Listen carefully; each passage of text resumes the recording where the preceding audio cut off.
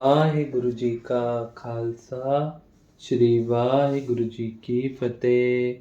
जन्म साखी 10 गुरुओं की सूरज प्रकाश ग्रंथ साखी श्री गुरु अंगद देव जी की। पातशाही दूसरी।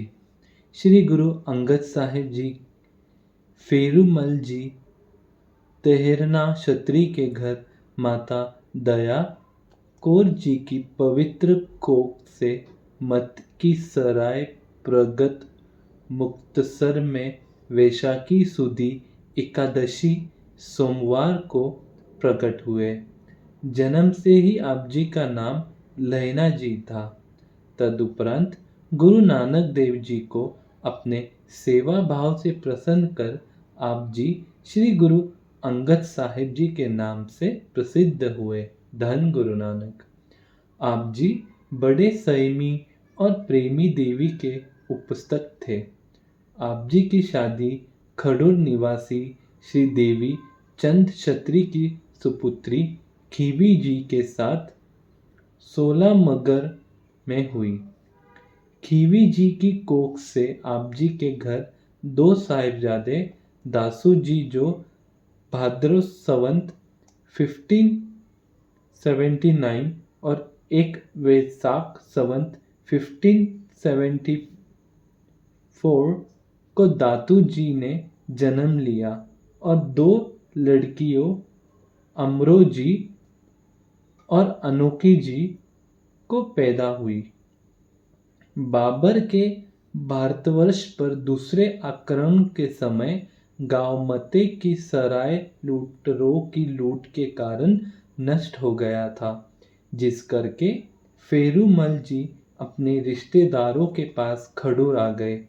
इस गांव में श्री नैना जी का विवाह हुआ था, जिस कारण आप जी यहाँ ही दुकान करने लगे। श्री नैना जी देवी के उपासक थे और प्रतिवर्ष संगत के साथ मिलकर वैष्णो देवी के दर्शन करने जाते थे। धन गुरु नानक। गुरु दर्शन की प्रेरणा। खडूर में एक गुरु सिख भाई जोध रहता था। उससे गुरुजी की महिमा सुनकर श्री नैना जी को भी गुरु दर्शन की प्रेरणा मिली।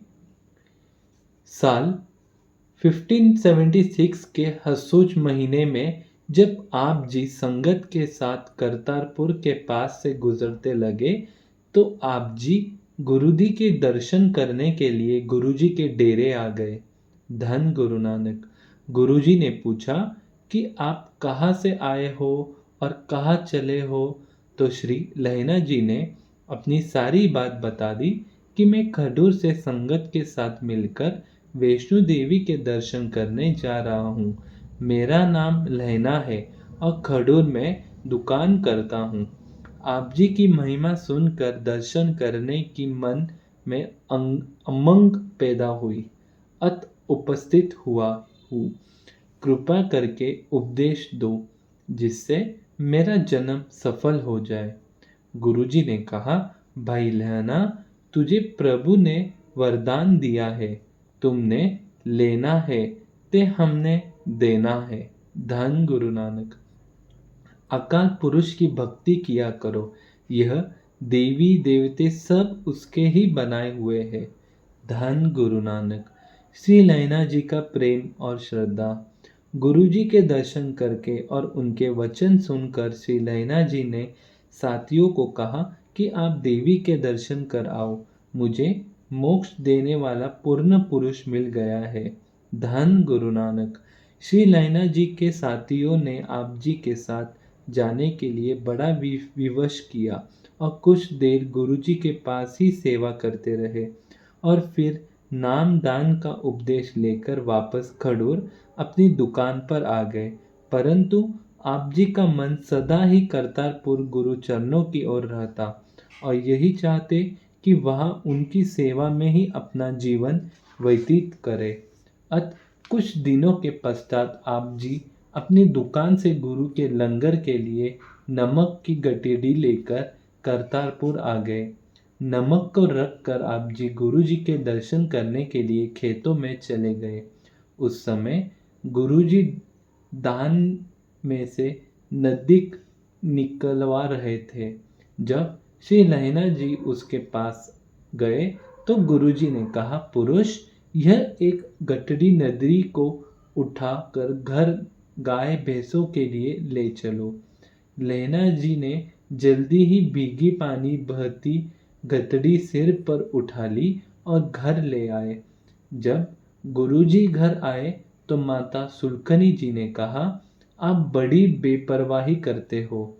जिस सिख को आपने पानी से भीगी नदीम की गठरी उठाकर भेजा था, उसके सारे कपड़े कीचड़ से भीग गए हैं। आपने उससे यह गठरी नहीं उठानी थी। धन गुरु नानक। गुरुजी ने हंसकर कहा, यह कीचड़ नहीं जिससे उसके कपड़े भीगे हैं, बल्कि केसर है। यह गठरी को और कोई नहीं उठा सकता था, अत उसने उठा ली है। धन गुरु नानक। श्री रैना जी प्रतिक्षण गुरुजी की सेवा में उपस्थित रहते थे।